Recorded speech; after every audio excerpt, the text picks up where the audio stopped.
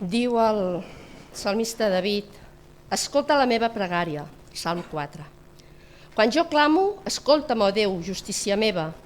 En tota mena d'angoixa tu m'has donat una sortida. Compadeix-te de mi i escolta la meva pregària. Ó mortals, estareu sempre endurits de cor, estimant la vanitat i rebuscant en la incertesa? Sapigueu que el Senyor vol afavorir el seu servent. El Senyor m'escolta quan l'invoco. Si us enutgeu, mireu de no pecar. Mediteu interiorment en el repòs i aquieteu-vos. Ofreneu sacrificis de justícia i confieu en el Senyor. Són molts que diuen: qui ens durà el benestar? Gira cap a nosaltres, ó Senyor, la claror del teu rostre. Poses en el meu cor molta més alegria que la joia d'ells en l'abundor del blat i del vi. M'adormo en pau, tan bon punt em fico al llit, perquè sols tu, Senyor, em fas viure confiat. Bona tarda. Benvinguts tots en aquest culte a la Casa del Senyor, en aquesta tarda. El Francesc, quan ens ha enviat el tema d'aquesta tarda, ha enviat un fragment d'un salm, no? Que diu que gran que és estar els germans junts, i en aquest cant que acabem de cantar ara, quan tots junts ens apropem a la casa de Déu i amb amor cantem a Pare Celestial, tots els nostres cors s'uneixen demanant la pau, i això malauradament és el que ens fa falta en aquests dies convulsos i d'incertesa i de preocupació, i com deia el salmista David, que deia: escolta, Senyor, la meva pregària. Nosaltres ara també diem: escolta, Senyor, la nostra pregària. Déu i Pare, venim a la teva presència, Senyor, amb el cor compungit per tota la situació que s'està vivint al nostre voltant, Senyor, per totes les persones que estan patint, Senyor. Venim a demanar-te, Senyor, que tu donguis saviesa i enteniment, Senyor, a les persones que tenen el poder de poder dialogar, Senyor, i de poder arreglar tot aquest conflicte mitjançant el diàleg i no mitjançant les accions bèl·liques, Senyor.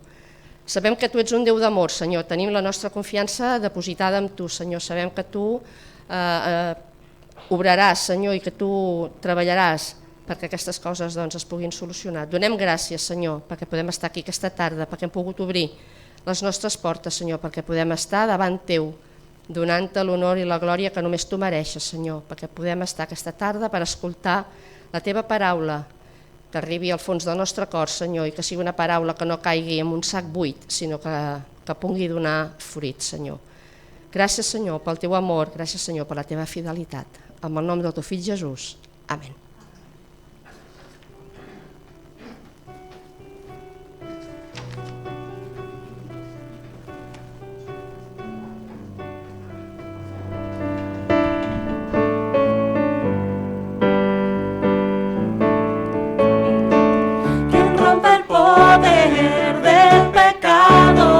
Su amor es fuerte y poderoso, el Rey de gloria, el Rey de majestad. Conmueve al mundo con su estruendo y nos asombra con maravillas, el Rey de gloria, el Rey de majestad. Gracias sublimes. Perfecto es tu amor, tomaste mi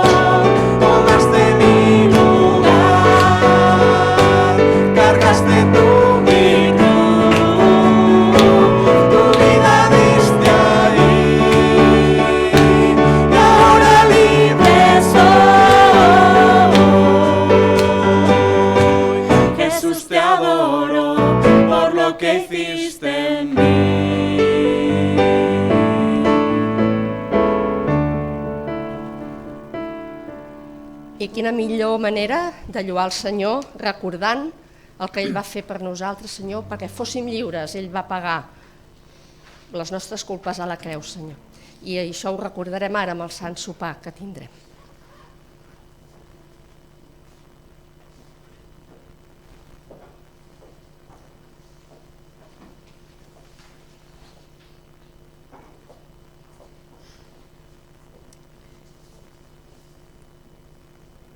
Nada mejor que unirnos los hermanos, además de venir a adorarle al Señor y a cantarle y a decirle que le amamos y a escuchar lo que Él nos tiene que decir, que también sentarnos alrededor de su mesa, esa mesa que Él compartió con sus discípulos también antes de como hemos cantado, ir a la cruz, pero en esa cruz vencer también la muerte y con el poder de Dios resucitar. Y el apóstol Pablo escribió aquello que dice que el Señor mismo le transmitió para que quedara aquí escrito y pudiera aquella primera iglesia, naciente iglesia, celebraran juntos cenas como esta, como la que hoy nosotros haremos en recordatorio de la muerte del Señor, pero también de su resurrección, de la muerte del Señor, pero también de su gracia infinita, de la muerte del Señor y de su amor en esa cruz. Voy a pedir a los que hemos de compartir. Dice así, porque yo recibí del Señor lo que también os he enseñado, que el Señor Jesús, la noche que fue entregado, tomó pan. Después de dar gracias, lo partió y dijo, tomad, comed, esto es mi cuerpo, que por vosotros es partido. Haced esto en memoria de mí. Asimismo tomó también la copa, después de haber cenado, y dijo, esta copa es el nuevo pacto, en mi sangre. Haced esto todas las veces que la bebáis, en memoria de mí. Así pues, todas las veces que comáis este pan y bebáis esta copa, la muerte del Señor anunciáis hasta que Él venga. Así que eso es lo que vamos a hacer ahora.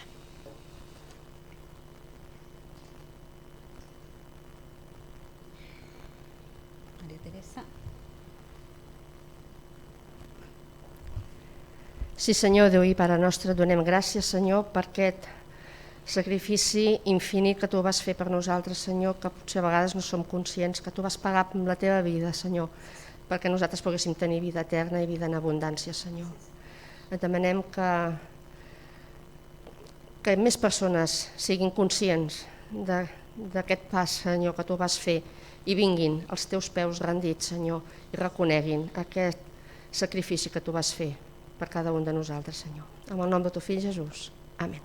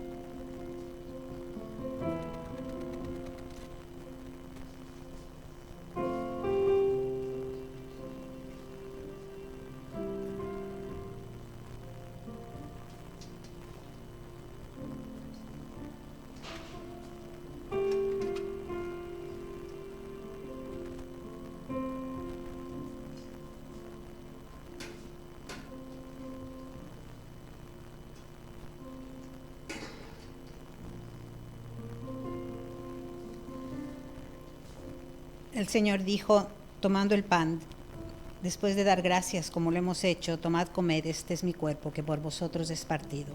Haced esto en memoria de mí.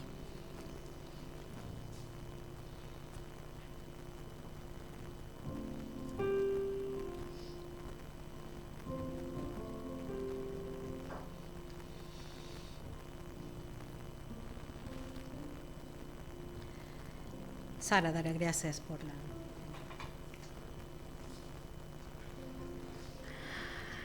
Gràcies, Senyor, perquè un dia vas entregar-te, Senyor, vas venir aquí deixant el teu tron, Senyor, i vas vèncer la mort, Senyor. Gràcies perquè això ens ha permès tenir una esperança dins nostra que tu ens mantens, Senyor. Gràcies per tot això que ens dones, tot això que tenim gràcies a aquest gran sacrifici, Senyor, que vas fer, i perquè la mort ja s'ha vençut, Senyor. Gràcies per tot el que ens dones. En el teu fill Jesús. Amén.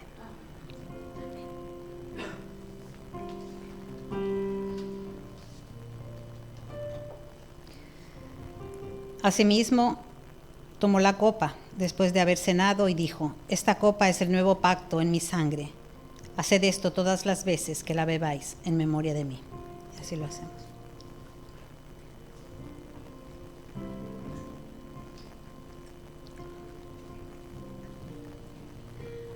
Sí, Señor, estamos agradecidos porque cada vez que podemos celebrar en familia aquello que tú, Señor, nos dejaste, podemos, Señor, recordar también aquel sacrificio que te llevó, Señor, a dar la vida por cada uno de nosotros, Señor. Hoy te damos gracias, Señor, por tanto amor. Te damos gracias porque cada día podemos despertarnos conscientes de ese amor, Señor. Te damos gracias por la gracia que derramas en cada una de nuestras vidas. Y te damos gracias porque ese amor sigue aquí disponible para todo aquel que te busca, Señor. Haznos, Señor, conscientes de saber llevar tu reino, Señor, allí donde estemos y donde vayamos, Señor. Gracias, Señor, por traernos el reino. En el nombre de Jesús. Amén.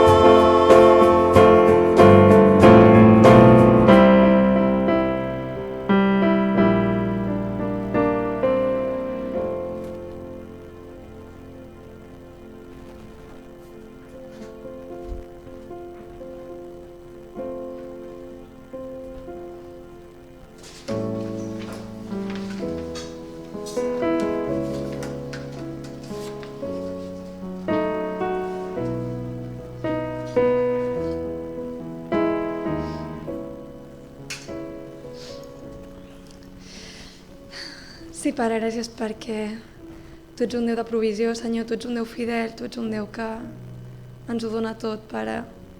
I et donem, Senyor, tot allò que rebem de tu i amb aquesta ofrena fes que doncs, el teu regne pugui ser extès, Pare, que puguem ser sal i llum allà on siguem, Senyor, i que puguem ser savis per administrar cada una de les coses que tu ens dones, Senyor. Gràcies per la teva fidelitat i la teva provisió en tot moment, Senyora. És perquè ets un Déu bo, Senyor, i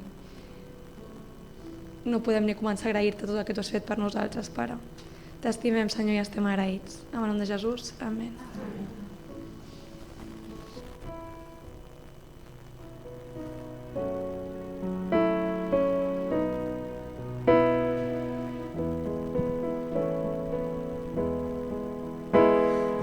Gran amor del Senyor mai s'acaba, sa misericòrdia mai no tindrà fi. Cada dia és nova, tu la fas nova.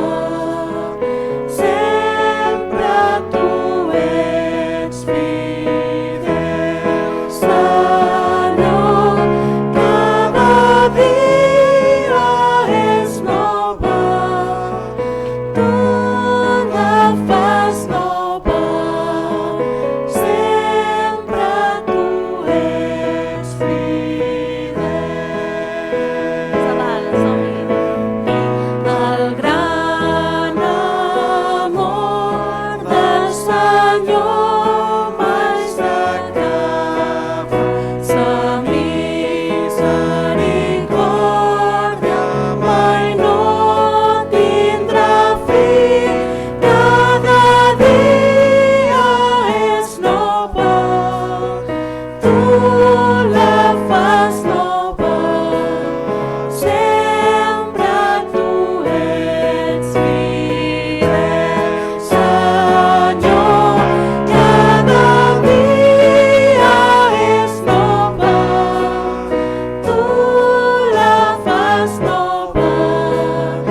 Sempre tu ets fidel.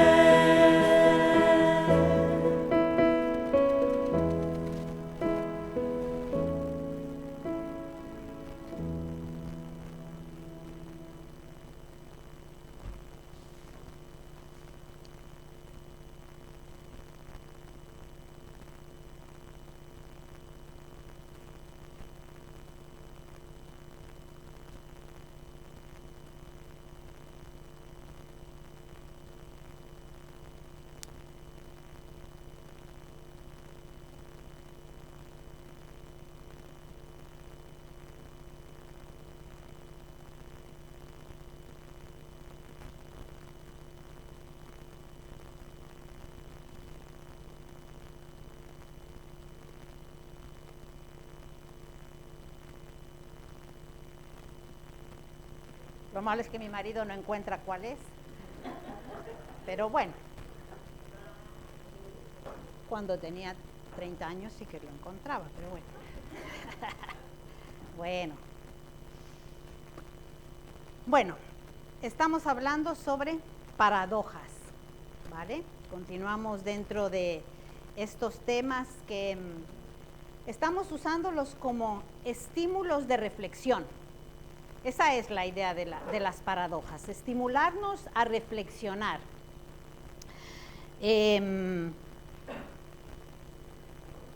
Usando expresiones o palabras que a simple vista parecen contradictorias, ¿vale? Esa es la definición de paradoja. Así que hemos hecho una secuencia, hemos hablado de la paradoja de Abraham. A ver quién recuerda cuál era la paradoja de Abraham. No está el que la hizo, o sea que no hay quien nos sople.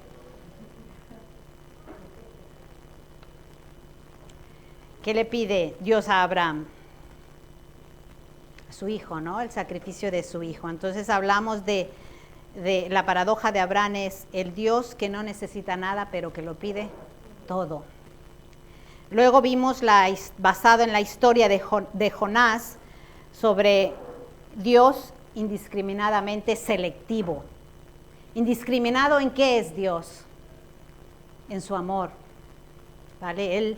Él mostró su amor a los ninivitas.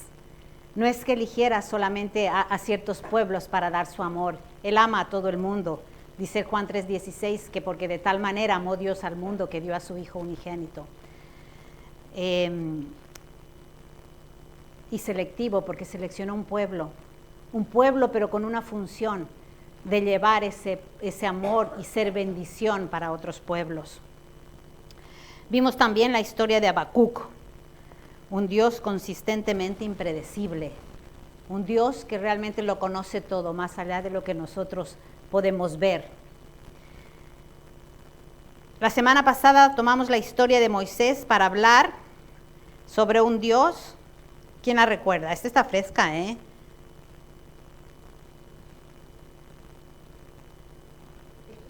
¿No? Cercano y distante. Está cercano, es nuestro Padre a quien podemos dirigirnos, a quien decirle Abba Padre, ¿no? Pero está distante porque Dios es un Dios santo y no puede estar cercano a la maldad, no al ser humano, sino a la maldad, al pecado. Y hoy usaremos la historia de un nuevo personaje del Antiguo Testamento para reflexionar sobre otras dos palabras, o podríamos llamar incluso, la semana pasada tocábamos atributos de Dios, ¿no? Hablábamos de un Dios amor y Dios santo. Y hoy también vamos a hablar de atributos de Dios diciendo Dios terriblemente compasivo. De nuevo, dos palabras que cuando uno dice, ¡bah! Aquel niño es terrible. O sea, no estamos hablando de que es un santo, ¿no? Estamos diciendo, es terrible, ¿vale? Y compasivo. Así que aquí estamos con la historia de Josué, que nos ayudará a explorar esta paradoja. Josué fue uno de los 12 espías. Fueron enviados por Moisés cuando llegaron cerca de la tierra prometida a explorar. Después de una misión de 40 días, regresan esos 12 espías al campamento base, llamémoslo así. Todos estaban de acuerdo, según lo que habían visto, que ese lugar era lo que Dios les había prometido. Era un lugar en el que fluía leche y miel. Y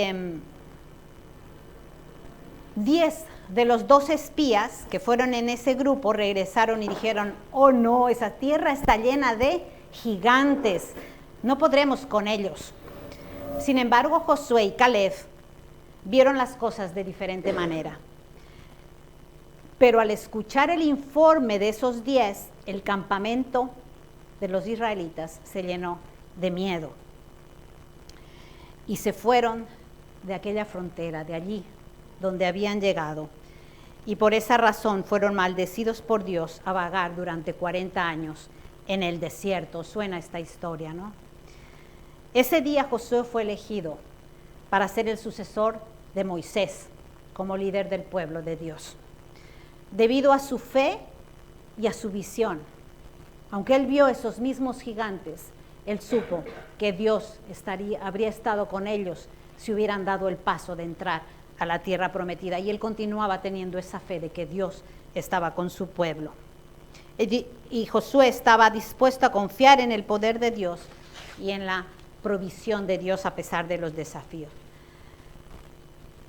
Aquel día, Josué y Caleb también recibieron la misericordia de Dios, mientras el resto de espías y todo el pueblo incrédulo estaba destinado a morir en el desierto. Fue la siguiente generación la que entró a la tierra prometida. Josué conoció la compasión de Dios al perdonarle la vida, pero también conoció la ira de Dios al ver que toda aquella generación murió en el desierto. Y allí están 40 años después, de nuevo, listos junto a la nueva generación del pueblo de Israel, preparados para entrar a la tierra prometida.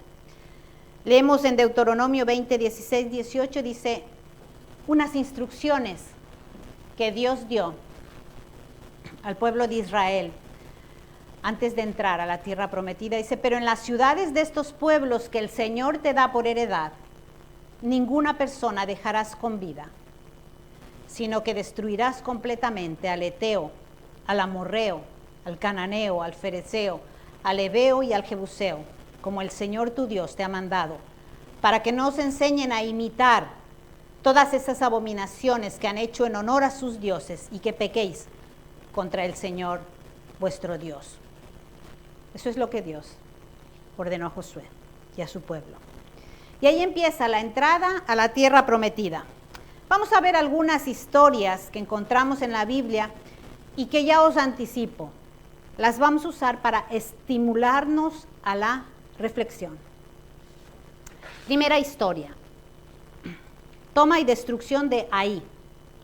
Cuando el pueblo de Dios llega a la tierra prometida, después de haber sido liberados por Moisés de la esclavitud en Egipto, llegan a la tierra de Ai, con H al principio. Y se les dice que la destruyan por completo. Es más, Dios les da una estrategia y les dice, vais a hacer dos grupos.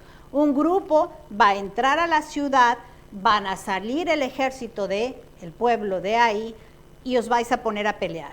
Pero os vais a girar y os vais a ir del pueblo. Y entonces todo el ejército del pueblo de Ai saldrá tras vosotros. El segundo grupo entonces entrará a la tierra de Ai, incendiará la ciudad y luego saldrán a ayudar al primer grupo para atacar a los soldados que iban detrás de ese primer grupo. Esa fue la táctica. Y todas las personas de ahí murieron ese día. Dejaron vivo solo al rey, que lo pusieron en un poste para exhibirlo públicamente y allí murió. Y aquí viene la pregunta a reflexionar. ¿Cómo reconciliamos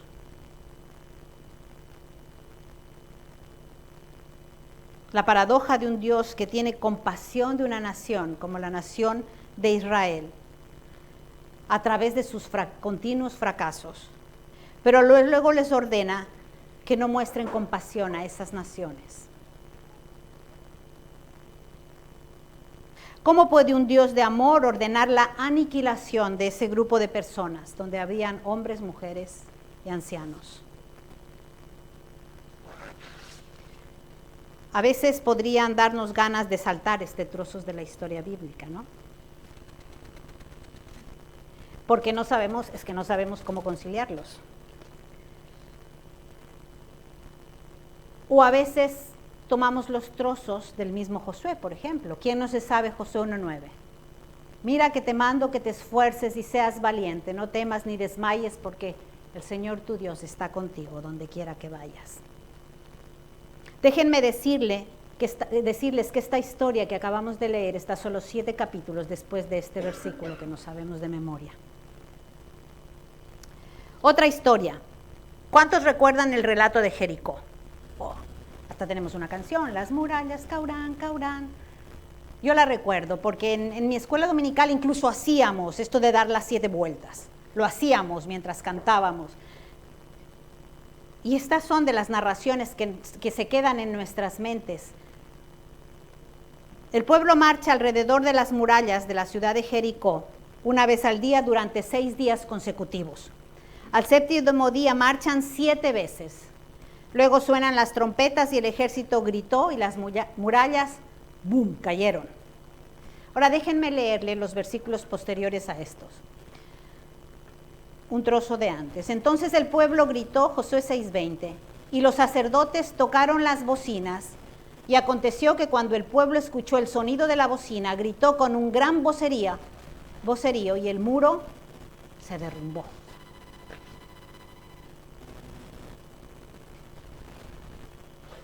Inmediatamente después de ese versículo dice, y el pueblo asaltó luego la ciudad, cada uno derecho hacia adelante, y la tomaron.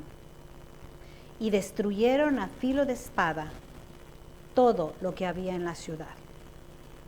Hombres, mujeres, jóvenes y viejos. hasta los bueyes, las ovejas y los asnos.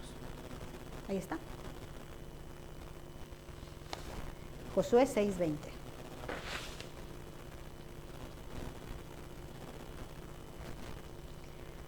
Después de este versículo está toda la narración de Rahab, a quien el Señor le perdona la vida, y su familia. Yo no recuerdo personalmente que mis hijos me preguntaran algo sobre esta parte, aunque pensándolo bien igual y no se los leí. Quizá me quedé en que, las murallas cayeron bien y ahí entraron y conquistaron, ¿no? Pero tal como suben hoy los niños, padres y avis, igual leen ese versículo y vamos a reflexionar. Igual y van más allá de lo que nosotros fuimos y nos pregunten, ¿cómo es que Dios, Salvador, que ayuda al pueblo como Israel, incluso salvó a Rahab, la prostituta que les ayudó en su misión cuando llegaron los espías? Pero mamá, ¿qué pasa con Jericó? ¿Qué pasa con toda esa gente dentro de esas murallas? Esta es la historia de un exterminio en Jericó y en Ai. Los israelitas arrasaron las ciudades y mataron a todos sus habitantes. O quizá no vamos a pensar en los niños. Vamos a pensar en adultos que cogen la Biblia, o quizá ni siquiera escojan la Biblia, extraen esos versículos, trozos de la historia y nos pregunten, Jana, ¿qué es esto? ¿Has leído tú en tu Biblia? Tu Biblia es la misma que yo, ¿qué es esto? ¿Cómo cuadro yo esto con la bendición dada a Abraham? En ti serán benditas todas las naciones. ¿Cómo cuadro con Dios que escucha el clamor de su pueblo, esclavo en Egipto, y viene a rescatarlos usando a Moisés? Hace sufrir a los egipcios hasta que dejan ir a su pueblo, pero ese pueblo que habían en Canaán no les mostró piedad. Con los egipcios sí. Me fue complicado elegir esta paradoja. He de reconocer, y se lo dije a la María Teresa cuando lo compartí. Pero yo creo que hay cosas que las tenemos que hablar aquí. No hay respuestas fáciles ni rápidas para este tema. Probablemente el francés tenga más facilidad para tocar estos temas porque ha estudiado en ellas, pero yo sí que quería traerlos aquí y reflexionar, porque a mí me han ayudado a reflexionar. Estas preguntas quizá nos las hagamos a nosotros, o quizá nos la haga una persona que venga a nosotros. Así que más vale que hoy reflexionemos en búsqueda de fortalecer nuestra fe. Vamos a dar algunas pistas. Primera, déjenme decirles que Dios no perdió los estribos con los cananeos así de repente, de la noche a la mañana. Dijo, mi pueblo está listo para entrar, pues vamos contra los cananeos. No. Vamos a retroceder, no años, sino siglos antes. Dios le había pedido a Abraham, esto está en el Génesis, que dejara su hogar en Ur, recordad, ¿no? Y que vaya a un lugar que Dios le mostraría. Déjenme decirles que Abraham llegó a Canaán, a la tierra prometida. Estuvo ahí. De hecho, Abraham pasó en la tierra prometida, pero Dios no le permitió quedarse allí, establecerse allí. Pero sí que le anticipa un futuro a Abraham. Génesis 15:7 le dice el Señor, yo soy el Señor que te saqué de Ur de los Caldeos para darte a heredar esta tierra en la que estás ahora. Ten por cierto que tu descendencia habitará en tierra ajena.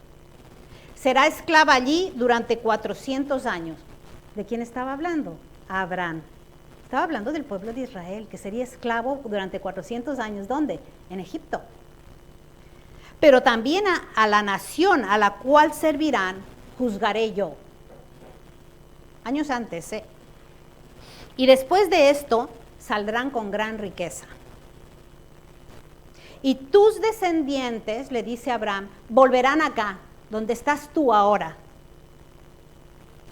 en la 4ª generación, porque hasta entonces no habrá llegado al colmo la maldad del amorreo. Recordad esto, 4 generaciones, podríamos hablar de 4 siglos, pasarán hasta el momento en que la maldad del amorreo, de los cananeos, llegaran hasta el colmo, ¿no? Ya saben la palabra colmo, ¿no? Ya es como la gota que derrama el vaso, ¿no? Nuestro sentido de indignación que nos ha pasado, nuestro deseo de justicia van de la mano, con nuestra expectativa de un Dios que debe hacer que el mundo rinda cuentas. ¿A que sí? Ese es nuestro sentido de justicia. Esperamos que los malvados sean castigados y no queremos que se salgan con la suya. Queremos que Dios sea el juez justo.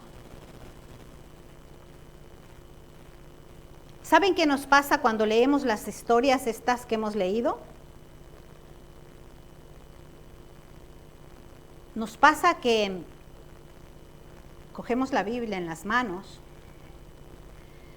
y cuando leemos esos versículos, vemos a Dios como el perpetrador, como el que está ejecutando.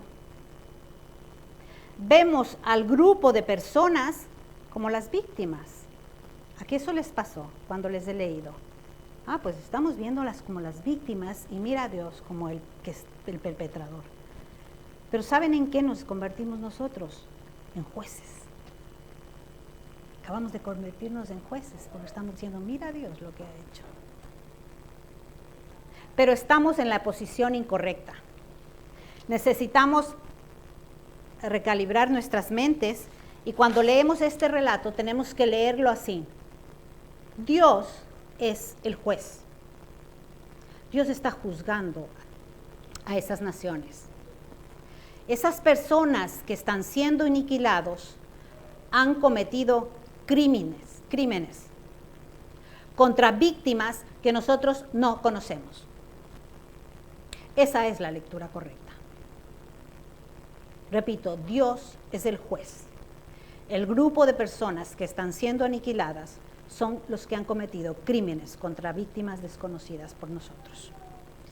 Si tomamos esta segunda visión, las cosas se ven de diferente manera.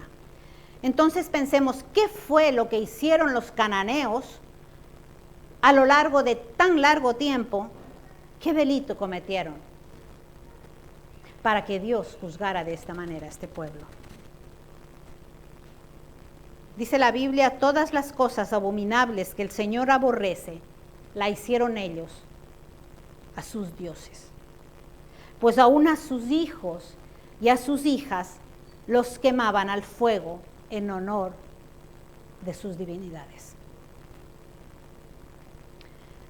En las narraciones de Josué, Dios no está limpiando una tierra para que entre.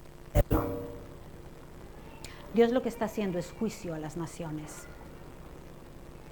A unos cananeos que mataban a sus propios hijos ofreciendo sacrificios a sus dioses.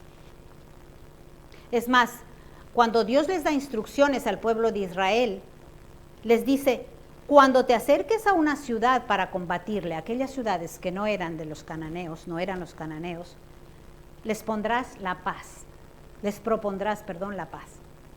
Y si responden paz y te abren sus puertas, todo el pueblo en esa ciudad te pagará tributo y te servirá. Pero si no hace paz contigo, sino que emprende la guerra contra ti, entonces la sitiarás, es decir, la encerrarás. Luego que el Señor la entregue en tus manos, herirás a todos sus hombres, porque ellos no quisieron paz, quisieron guerra. Y tomarás las mujeres y los niños y te las llevarás contigo. La orden de matar a los habitantes de una ciudad se limitaba a los cananeos. Ese era el juicio de Dios. Y les dice claramente que a los demás pueblos se les ofrezca paz.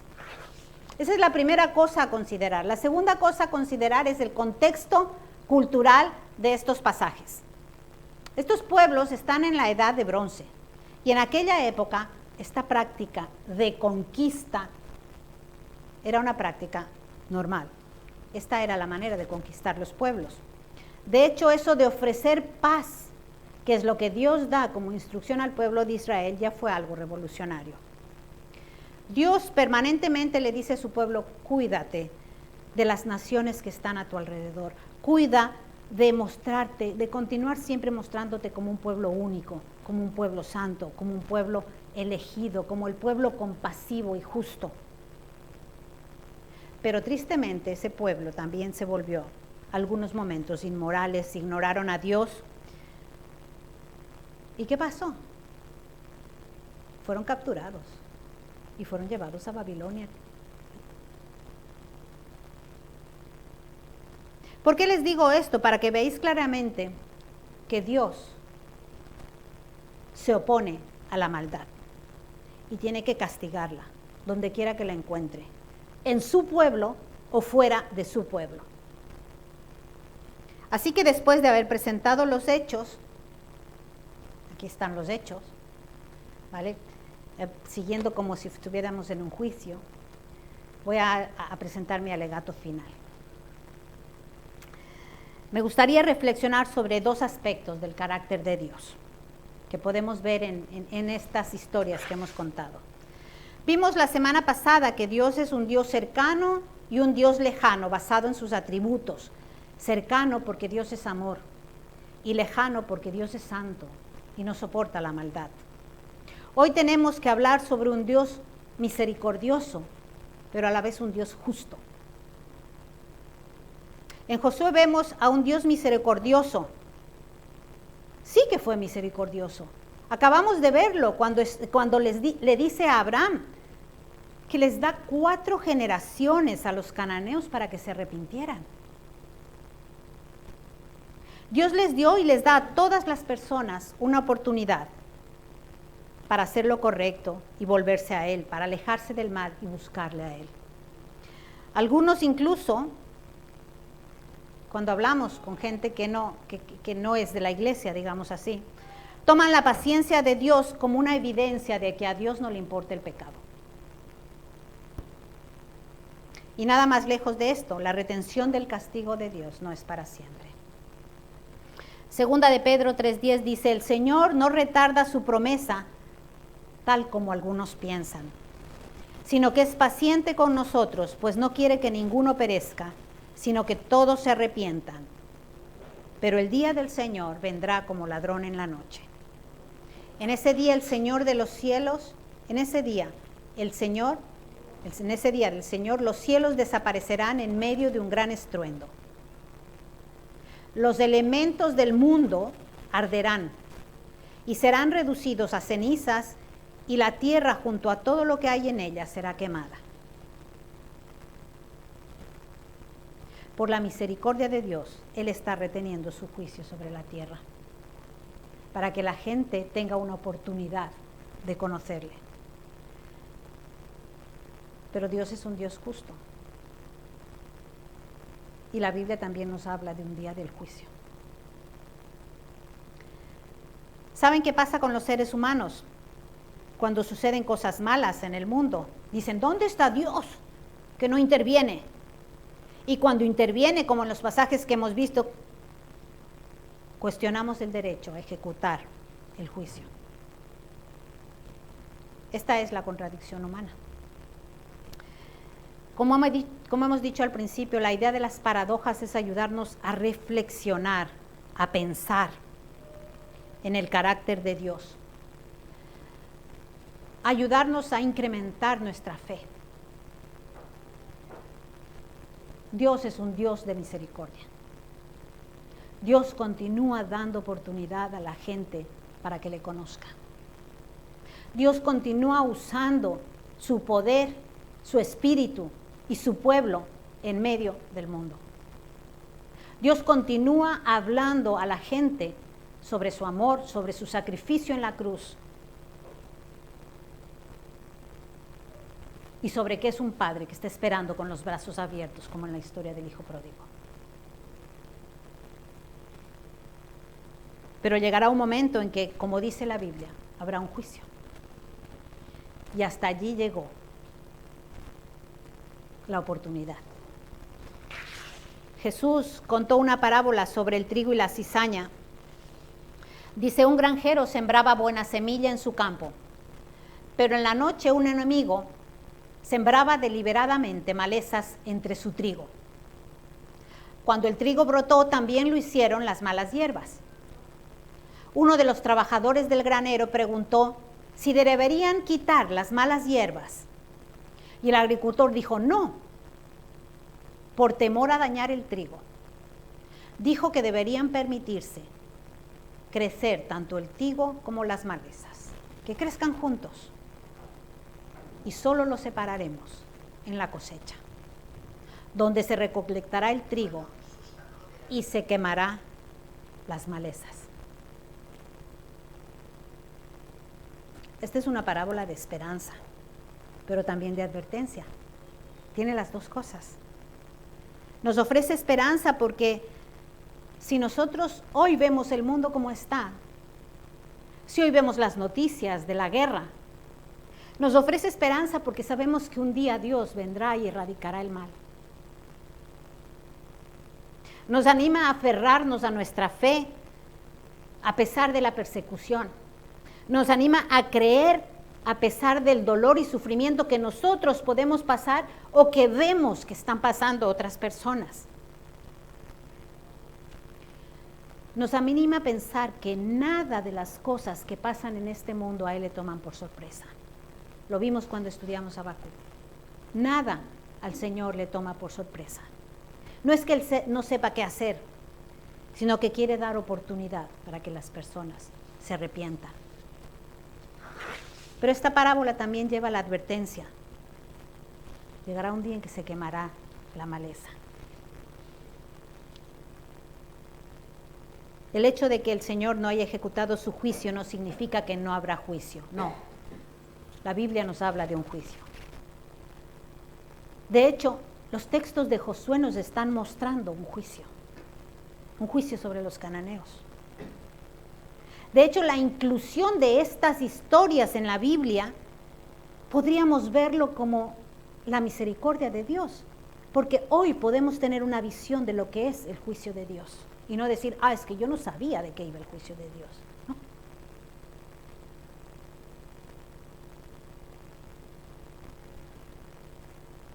Nuestra fe tiene que ser fortalecida porque conocemos a un Dios que es misericordioso y justo, que da oportunidades como la que vimos en la paradoja de Jonás, oportunidad a un pueblo como el de Nínive, que Jonás no quería ni siquiera irles a predicar porque es que eran terribles. Pero ahí está Dios dando oportunidad. ¿Y qué pasó con ese pueblo? Se arrepintió. El Señor continúa dando oportunidad. Pero nosotros tenemos que ser esos portadores de amor, esos portadores de misericordia, esos portadores de reflexión, esos portadores de fe, de esperanza, de que habrá un momento en que esto se acabará, que habrá un momento en que el Señor instaurará su reino, que habrá un momento en que el mal se acabará. Y mientras tanto, mientras el Señor sigue dando oportunidad para que la gente le conozca, nosotros tenemos que dar la oportunidad de que conozcan al Señor a través de nuestras vidas. Que nuestra fe sea fortalecida, sabiendo que nuestro Señor es un Señor misericordioso y también un Señor justo. Que el Señor nos bendiga.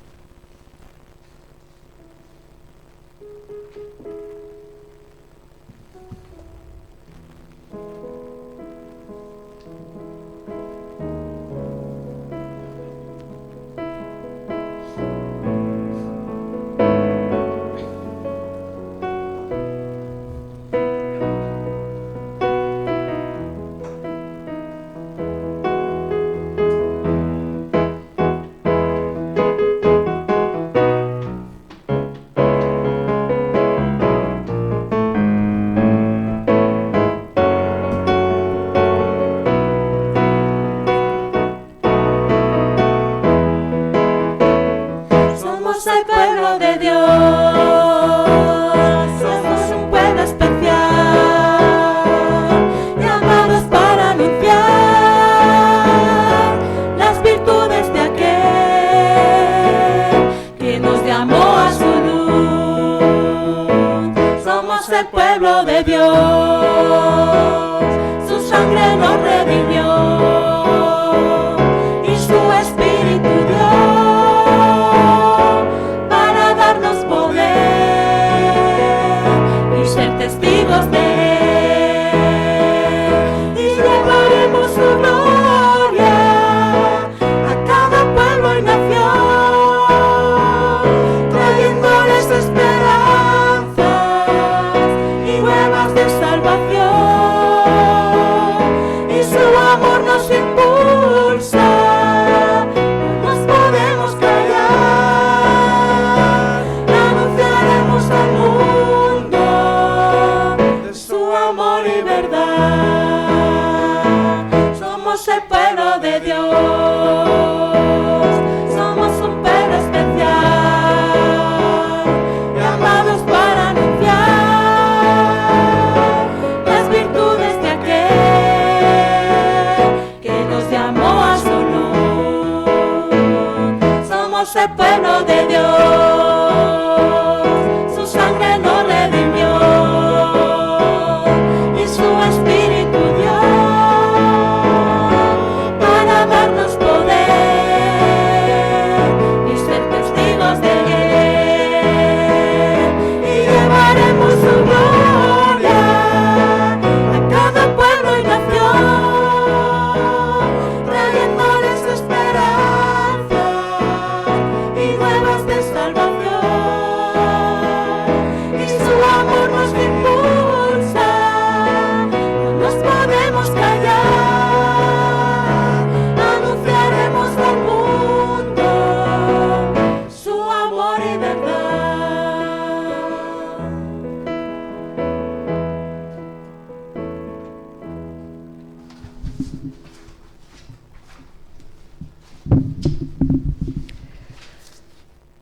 Escoltant les paraules finals que ens ha compartit la Olga, de que som el poble del Senyor, de la responsabilitat que tenim, de lo que acabem de cantar, realment és una responsabilitat.